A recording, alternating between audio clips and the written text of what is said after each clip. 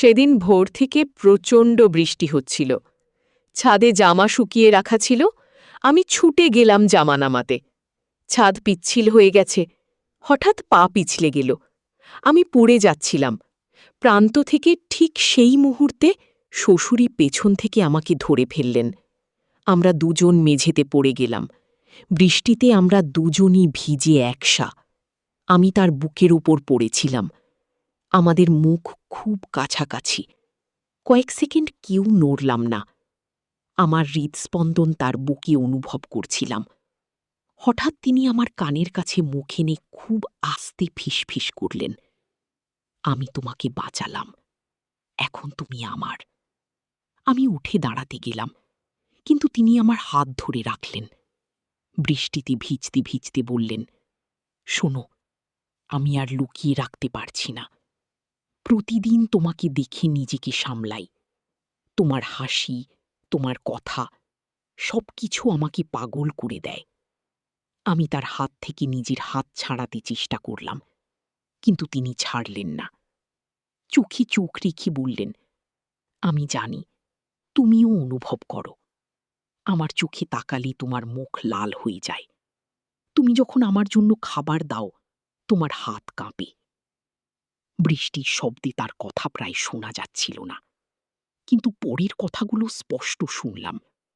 তিনি বললেন, আমার ছেলে তোমাকে ভালোবাসে না, সে শুধু নিজের কেরিয়ারের নিয়ে ব্যস্ত। কিন্তু আমি তোমাকে রানীর মতো রাখব। চলো, আমরা দুজন নতুন জীবন শুরু করি। আমার পুরো শরীর অন্যরকম হয়ে গেল। মনের গভীরে একটা লুকানো ইচ্ছে জেগে উঠল, যা আমি কখনো স্বীকার করিনি। কিন্তু মুখের শক্ত গলায় বললাম, না বাবা, এটা পাপ। আমি কখনো এমন করতে পারবো না। আজ বিকেলে পুরনো লাইব্রেরি রুমে। সেখানে কেউ যায় না। আমাকে একটু সময় দিও, বলে তিনি উঠে চলে গেলেন। পুরো দিন আমি অস্থির ছিলাম। কি বলবেন তিনি?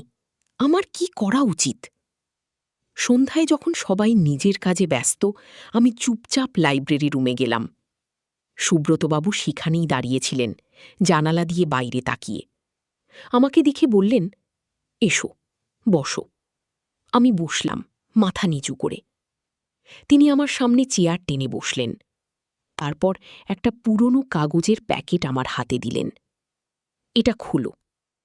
আমি কাঁপা হাতে খুললাম। ভেতরে পুরনো ছবি, চিঠি আর একটা ডায়েরি। আমি ছবিগুলো দেখতে লাগলাম। একটা ছবিতে দেখি এক তরুণী দেখতে অবিকল আমার মতো। আমি চমকে গেলাম। এটা কি? আমি জিজ্ঞেস করলাম। তোমার শাশুড়ি, আমার স্ত্রী অরুণিমা। তুমি জানো তো, সে 25 বছর আগে মারা গেছে। কিন্তু তুমি জানো না কেন। আমি অবাক হয়ে তার দিকে তাকালাম। শাশুড়ির কথা আমি শুনেছি, কিন্তু কেউ কখনো তার মৃত্যুর কারণ বলেনি। তুমি অরুণিমার মতো দেখতে। শুধু দেখতে নয়, তোমার কথা বলার ভঙ্গি, হাঁটার স্টাইল, সব কিছু। যেদিন তুমি এই বাড়িতে প্রথম এসেছিলে, আমি বিশ্বাস করতে পারিনি। মনে হয়েছিল অরুণিমা ফিরে এসেছে। আমার শরীর শীতল হয়ে গেল। তাহলে ছাদে সেই তার কথা? সুব্রতবাবু ডায়েরিটা খুললেন। এটা পড়ো, অরুণিমার ডায়েরি। সব কিছু এখানে লেখা আছে। আমি ডায়েরি হাতে নিলাম। প্রথম পাতা খুললাম। সুন্দর হাতের লেখা। পড়তে শুরু করলাম। আজ আমি জানলাম একটা ভয়ঙ্কর সত্য। আমাদের বাড়ির নিচে লুকানো আছে একটা গোপন সুড়ঙ্গ। এই সুড়ঙ্গ চলে গেছে পুরনো রাজবাড়ি পর্যন্ত। আর সেই রাজবাড়িতে লুকানো আছে অসংখ্য ধনসম্পদ। আমি পড়া থামিয়ে সুব্রতবাবুর দিকে তাকালাম। এটা কি লিখেছেন শাশুড়ি? পড়তে থাকো। আমি আবার পড়লাম। আজ আমি সুড়ঙ্গে নেমেছি। দেখেছি প্রাচীন দিওয়ালি খোদাই করা রহস্যময় মানচিত্র। এই মানচিত্র কোথাও নিয়ে যায়, কিন্তু কোথায় আমি খুঁজে বের করব। পরের পাতায় লেখা, সুব্রত জানতে পারলে আমাকে বাধা দেবে, তাই আমি একা একা রাতে নামছি সুড়ঙ্গে। আজ আমি মানচিত্রের প্রথম ধাঁধা সমাধান করেছি। মানচিত্র বলে যেখানে চাঁদের আলো পড়ে না, সেখানে লুকানো রাজার হৃদয়। আমি উত্তেজিত হয়ে পড়লাম।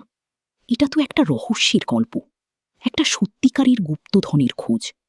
শাশুড়ি কি খুঁজে পেয়েছিলেন? সুব্রতবাবু মাথা নাড়লেন। সে শেষ পর্যন্ত কিছু খুঁজে পায়নি, বরং একদিন সে সুড়ঙ্গে নেমে আর ফিরে আসেনি। আমরা খুঁজে পেয়েছি সুড়ঙ্গের ভিতর। সে অজ্ঞান হয়ে পড়েছিল। হাসপাতালে নিয়ে যাওয়ার পথে সে মারা যায়।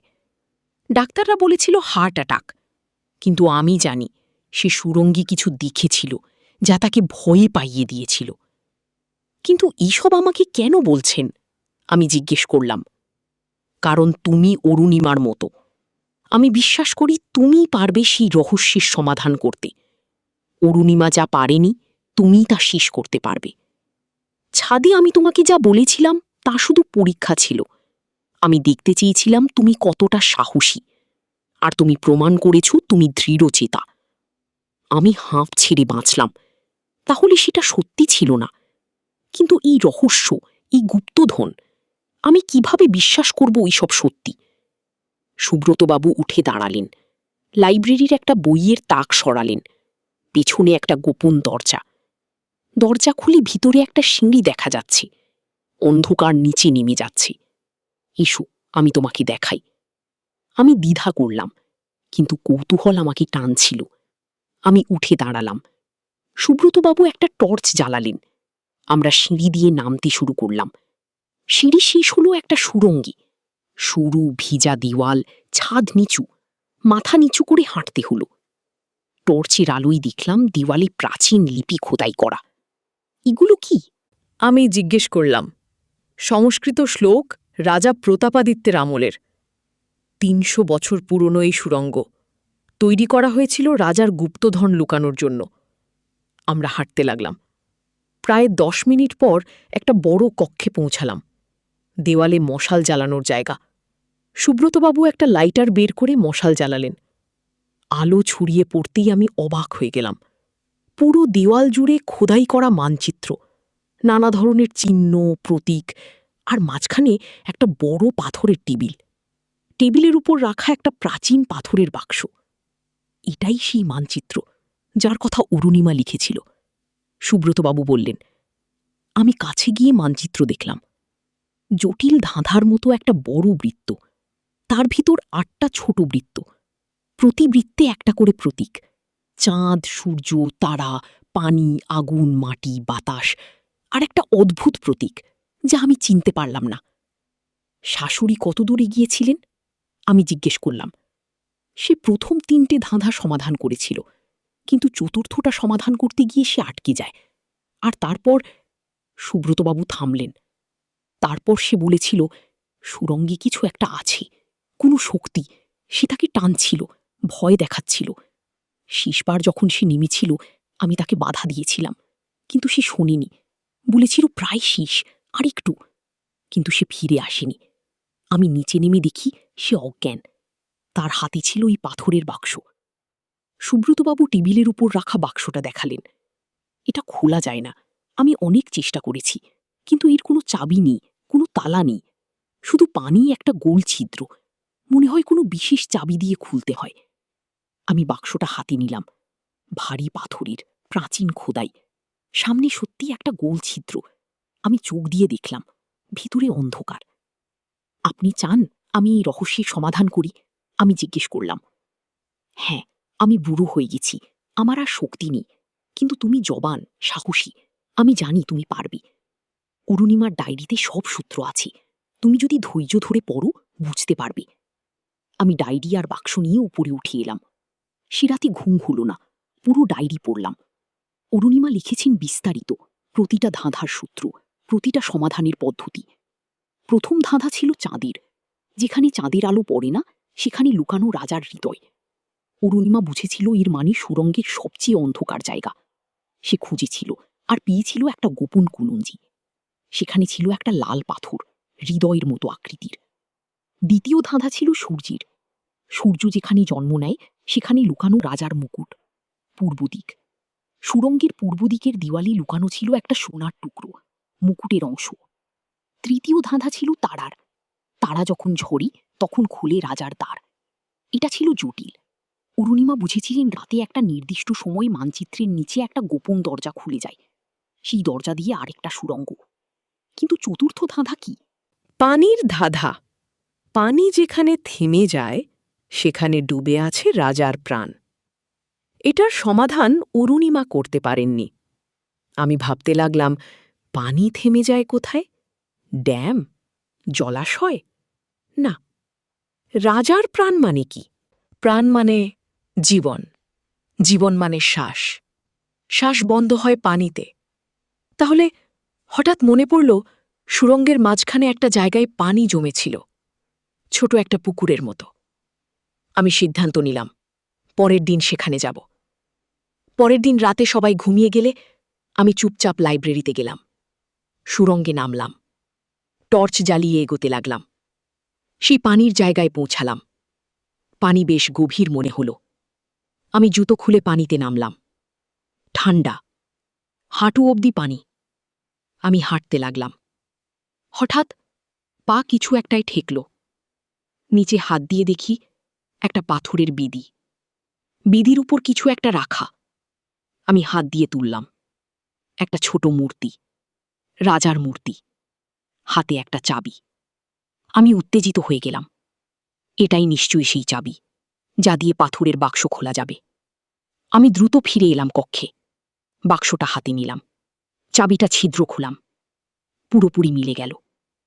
আমি ঘুরালাম, একটা ক্লিক শব্দ হলো। বাক্স খুলে গেল। ভেতরে একটা পুরনো চামড়ার পার্চমেন্ট। আমি খুলে পড়তে লাগলাম। সংস্কৃতে লেখা, কিন্তু নিচে বাংলায় অনুবাদ করা আছে। যে এই বাক্স খুলবে সেই পাবে রাজার আশীর্বাদ। কিন্তু সাবধান, গুপ্তধনের পথ সহজ নয়। তোমাকে পার করতে হবে আগুনের পরীক্ষা, মাটির পরীক্ষা, বাতাসের পরীক্ষা, এবং শেষে রহস্যময় অষ্টম পরীক্ষা। যে পাশ করবে সে পাবে রাজার সম্পূর্ণ ধন। যে ব্যর্থ হবে সে হারাবে সবকিছু। আমার গা শিউরে উঠল। তাহলে এখনো 4টি পরীক্ষা বাকি, আর সবচেয়ে রহস্যময় অষ্টম পরীক্ষা। আমি ভাবলাম ফিরে যাই, কিন্তু কৌতূহল আমাকে ছাড়ল না। পার্চমেন্টে একটা মানচিত্র আঁকা, পরবর্তী পথ দেখানো। আমি সেই পথ ধরে এগোতে লাগলাম। সুড়ঙ্গ আরও শুরু হয়ে গেল, এত সরু যে আমাকে পাশ ফিরে হাঁটতে হলো। প্রায় 15 মিনিট পর একটা বড় গুহায় পৌঁছালাম। গুহার মাঝখানে একটা গর্ত, গর্ত থেকে ধোঁয়া বের হচ্ছে। আমি কাছে গিয়ে দেখি গরম বাষ্প, একদম গরম। দেয়ালে লেখা, আগুনের পরীক্ষা। যে ভয় পায় সে পিছিয়ে যায়, যে এগিয়ে যায় সে পায় পথ। আমি বুঝলাম এই গরম বাষ্পের মধ্য দিয়ে যেতে হবে, কিন্তু কিভাবে? আমি চারপাশে দেখলাম। একপাশে একটা পুরনো কাপড়ের টুকরো পড়ে আছে। আমি তুলে নিলাম, পানিতে ভিজিয়ে মুখে বাঁধলাম। তারপর দ্রুত বাষ্পের মধ্য দিয়ে দৌড়ে পার হলাম। পাশে আর একটা সুড়ঙ্গ। আমি ঢুকলাম। এবার মাটির পরীক্ষা। সুড়ঙ্গ হঠাৎ নিচে নামতে শুরু করল। খাড়া ঢাল। আমি পিছলে পড়ে গেলাম, গড়িয়ে নিচে নেমে গেলাম। আঘাত লাগলো হাতে পায়ে। নিচে একটা কাদার গর্ত। আমি কাদার পড়ে গেলাম। উঠে দাঁড়ানোর চেষ্টা করলাম, কিন্তু কাদা আমাকে টেনে ধরছে। আমি বুঝলাম এটা চূড়াবালির মতো, যত নড়াচড়া করব তত ডুবে যাব। আমি শান্ত হলাম, ধীরে ধীরে চিত হয়ে শুয়ে পড়লাম। ওজন ছড়িয়ে গেল। আমি হাত পা নেড়ে সাঁতারের মতো করে এগোতে লাগলাম। ধীরে ধীরে পার হলাম। পরের পরীক্ষা বাতাসের। একটা সরু সেতু, দুপাশে গভীর খাদ। সেতুর উপর প্রচণ্ড বাতাস বইছে। আমি এক পা করে এগোতে লাগলাম। বাতাস আমাকে ঠেলছে। আমি ভারসাম্য রাখার চেষ্টা করছি। হঠাৎ একটা জোরে ধাক্কা। আমি প্রায় পড়ে যাচ্ছিলাম। কোনো মতে নিজেকে সামাল দিলাম। প্রায় 5 মিনিট পর সেতু পার হলাম। এবার সামনে একটা দরজা। দরজায় লেখা, অষ্টম পরীক্ষা, রহস্যার পরীক্ষা, তোমার মনের গভীরে লুকানো সত্যের পরীক্ষা। আমি দরজা ঠেলে খুললাম। ভিতরে একটা ছোট কক্ষ, মাঝখানে একটা আয়না। আমি আয়নার সামনে দাঁড়ালাম। হঠাৎ আয়নায় আমার প্রতিবিম্ব নয়, দেখা গেল অরুণিমাকে। তিনি আমার দিকে তাকিয়ে হাসছেন। তারপর বললেন, তুমি এসেছো, আমি জানতাম তুমি আসবে। আমি চমকে পিছিয়ে গেলাম। আপনি আপনি কিভাবে? আমি এই সুড়ঙ্গের রক্ষক। আমি মরে যাইনি। আমি এখানে আটকে আছি। এই অষ্টম পরীক্ষায় আমি পাশ করতে পারিনি, কারণ আমি মিথ্যে বলেছিলাম। কি মিথ্যে? এই পরীক্ষায় তোমাকে একটা প্রশ্নের উত্তর দিতে হবে, সত্য উত্তর। যদি মিথ্যে বলো, তুমি এখানে চিরকালের জন্য আটকে যাবে, আমার মতো। আমার শরীর কাঁপতে লাগলো। কি প্রশ্ন? আয়না থেকে একটা কণ্ঠ এসে আসলো, গভীর, ভয়ঙ্কর। তুমি কেন এসেছো? ধন চাও, খ্যাতি চাও, নাকি অন্য কিছু? আমি ভাবলাম, কেন এসেছি? সত্যি কি ধনের জন্য? না, আমি এসেছি কৌতূহলের জন্য। রহস্য সমাধানের জন্য, অরুণিমার অসমাপ্ত কাজ শেষ করার জন্য। আমি সত্য বললাম, আমি এসেছি একটা অসমাপ্ত গল্প শেষ করতে। আমি জানতে চাই কি ঘটেছিল। কেন অরুণিমা আটকে গেলেন? আমি তাকে মুক্ত করতে চাই। কণ্ঠ বলল, তুমি সত্য বলেছ, তোমার হৃদয় পবিত্র, তুমি পাশ করেছ। হঠাৎ আয়না থেকে অরুণিমা বের হয়ে এলেন, কিন্তু এবার তিনি আর ভূত নন, তিনি আসল মানুষ। তিনি আমাকে জড়িয়ে ধরলেন। ধন্যবাদ, তুমি আমাকে মুক্ত করেছ। 25 বছর আমি এখানে আটকে ছিলাম, কারণ আমি মিথ্যে বলেছিলাম। আমি বলেছিলাম ধন চাই, কিন্তু আসলে আমি চেয়েছিলাম সুব্রত খুশি করতে, আমাদের পরিবারকে ধনী করতে। কিন্তু এটা ছিল লোভ, আর লোভ পাপ। আমি বললাম, এখন কি হবে? অরুণিমা বললেন, এখন তুমি পাবে 1000 ধন, কিন্তু শুধু ততটুকু যা তোমার প্রয়োজন। লোভ করবে না।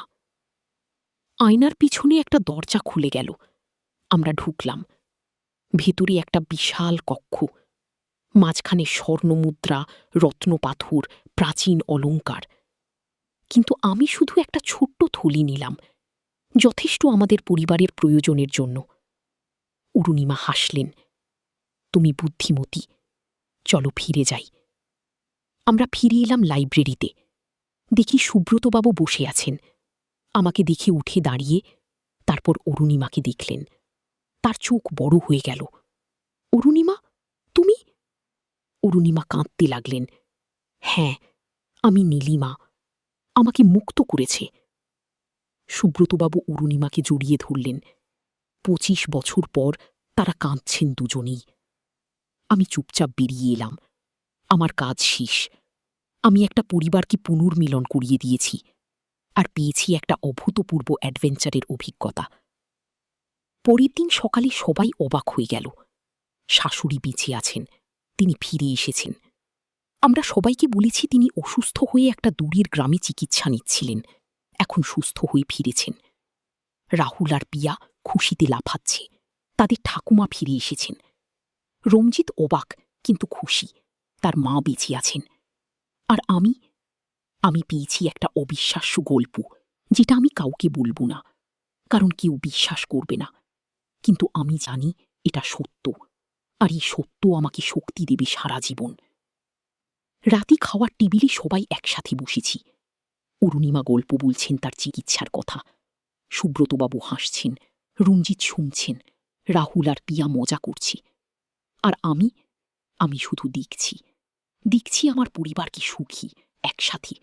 আর মনে মনে বলছি, ধন্যবাদ অরুণিমা, আপনি আমাকে দিয়েছেন জীবনের সবচেয়ে বড় উপহার, একটা অসাধারণ অভিজ্ঞতা আর একটা সম্পূর্ণ পরিবার। বৃষ্টি আবার শুরু হয়েছে, কিন্তু এবার আমি ভয় পাচ্ছি না, কারণ আমি জানি বৃষ্টির পরে আসে রোদ, অন্ধকারের পরে আসে আলো, আর কষ্টের পরে আসে সুখ। এই হলো আমার গল্প, নীলিমা ঘোষের গল্প।